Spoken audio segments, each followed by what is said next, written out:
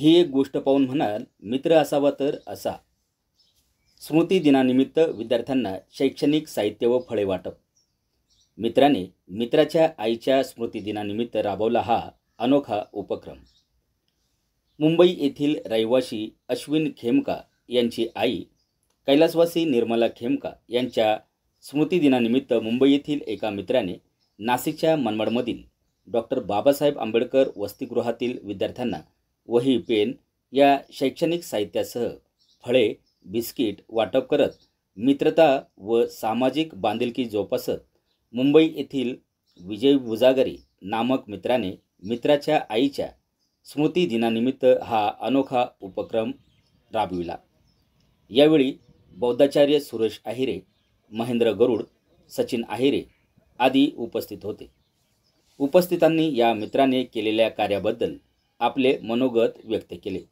तसेच वसतिगृहाचे व्यवस्थापक घोडेराव सर यांनी कृतज्ञता व्यक्त करत विजय वुजागरे यांचे आभार मानले. आवाज एन न्यूज मराठी, मनमाड. आज मनमाड शहरामध्ये परमपूज्य डॉक्टर बाबासाहेब आंबेडकर यांच्या वसतिगृहामध्ये मुंबईहून आलेले आमचे दाजी विजय वुजागरे यांचे जे मित्र आहेत, जे संजीवनी पेरेंटल लिमिटेड कंपनीचे सर्वेसर्वा आदरणीय सन्माननीय अश्विनी खेमका यांच्या मातुश्री निर्मला माता खेमका यांच्या स्मरणार्थ या परमपूज्य डॉक्टर बाबासाहेब आंबेडकरांच्या वसतिगृहामध्ये असलेले जे विद्यार्थी आहेत यांना आज या ठिकाणी फळ वाटप, बिस्किट वाटप तसेच त्यांच्या शैक्षणिक या प्रवासामध्ये भर पडावी म्हणून असं त्यांना वही वाटप, पुस्तक वाटप, पेन वाटप या ठिकाणी त्यांच्या स्मरणार्थ करत आहेत. तर मित्र असा असावा का मित्रांनी, हे मित्रांची आई वारली पण त्यांनी तो कार्यक्रम आपल्या मित्रांची आई काय ना आपली आई काय डोळ्यासमोर ठेवून आपल्या मित्रांनी आपल्या मित्राच्या आईसाठी डॉक्टर बाबासाहेब आंबेडकर वसतिगृह ह्या ठिकाणी त्यांचा प्रथम स्मृतीने आपण साजरा करतोय. आणि ते बॉम्बेवरून आले आणि ते बी अशा ठिकाणी त्यांनी प्रोग्राम केला आहे का त्या ठिकाणी डॉक्टर बाबासाहेब आंबेडकर वसतिगृह आहे. त्यांच्याकडे आज 2 रुपये असतात किंवा त्यांच्याकडे 10,000 रुपये असतात.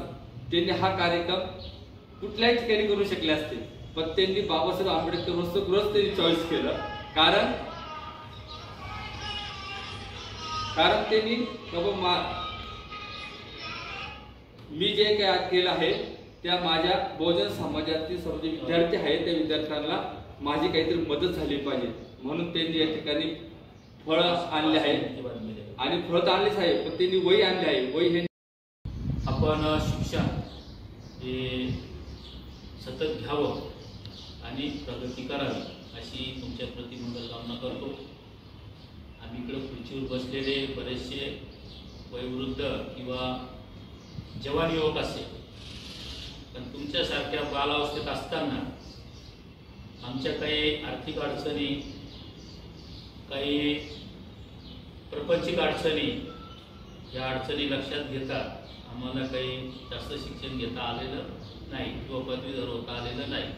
परंतु तुमच्या पुढं तुमचं उभं टाकलेलं आयुष्य आपण शिक्षणातच व्यतीत करावं अशी या ठिकाणी मी आपल्याला आदेश व सूचना करतो आहे. आणि आपल्या प्रति मंगलकामना करून आज मुंबईवरून 400 किलोमीटर अंतर पार करून तुमच्यासाठी वही, पेन, फलदान म्हणजेच तुम्ही शिक्षणात प्रगती कराल या उद्देशाने ते आलेले आहेत.